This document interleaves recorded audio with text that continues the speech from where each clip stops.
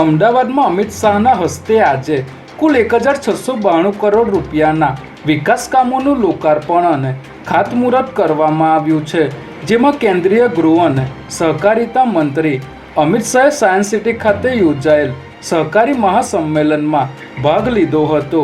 ત્યારબાદ તેઓએ મહેસાણાના ગોજારિયા ખાતે કે પટેલ નર્સિંગ કોલેજનું ઉદ્ઘાટન કરી સાણંદ ખાતે તિરંગા યાત્રામાં હાજરી આપી હતી।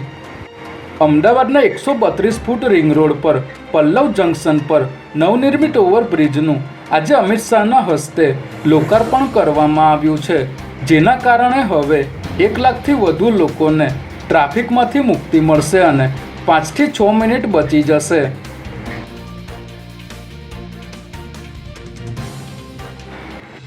વડોદરાના દિવાળીપુરા ખાતેની ડિસ્ટ્રિક્ટ કોર્ટમાં ચાલુ ફરજ દરમિયાન કોર્ટના ક્લાર્કને હાર્ટ એટેક આવતા મોત નીપજ્યું હોવાની ઘટના સામે આવી છે, જેમાં ગઈકાલે ડિસ્ટ્રિક્ટ કોર્ટમાં ચાલુ ફરજ દરમિયાન ક્લાર્ક તરીકે ફરજ બજાવતા કૃપાલસિંહ જાડેજા અચાનક ઢળી પડ્યા હતા, જેથી ફરજ પરના સ્ટાફ તથા વકીલોએ તેમને નજીકની ખાનગી હોસ્પિટલમાં ખસેડ્યા હતા, જ્યાં ફરજ પરના તબીબોએ તેમને મૃત જાહેર કર્યા હતા। ત્યારે 40 વર્ષીય યુવાન કર્મચારીનું મોત નીપજતા સમગ્ર કોર્ટ પરિસરમાં ગમગીની છવાઈ ગઈ હતી।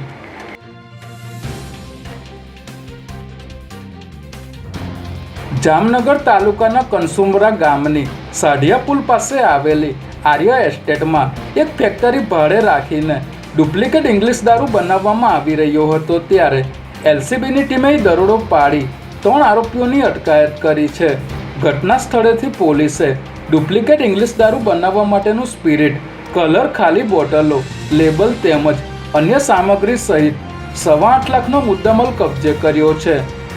આ ફેક્ટરીમાં છેલ્લા 3 મહિનાથી ડુપ્લિકેટ દારૂ બનાવવામાં આવતો હોવાનું જાણવા મળી રહ્યું છે।